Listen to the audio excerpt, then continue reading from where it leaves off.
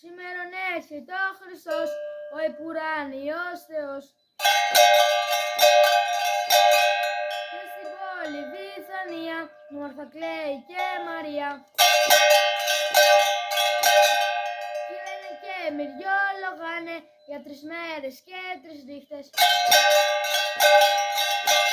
Την ημέρα την Τετάρτη κίνησε ο Χριστός για να έρθει.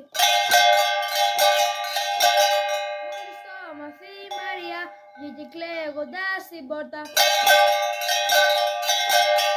Ευθύς γονάτιστη και τους πόδας του φιλεί. Αν ήσουνα εδώ, Χριστέ μου, δεν θα πέθανα αδελφός μας. Ο αδελφός μας, ο καλός μας και ο φίλος ο δικός σας. Τότε ο Χριστός δακρύζει και τον Άδη φοβερίζει.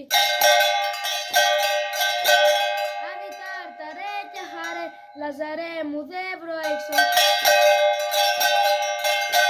Τότε ο Λάζαρος βγήκε με τους πόδας του δεμένος. Με τους πόδας του δεμένος και με τα κεριά ζωσμένος. Πες μας Λάζαρε τι είδες εις τον Άδη που επήγες. Είδα φόβους, είδα τρόμους, είδα βάσανα και πόνους.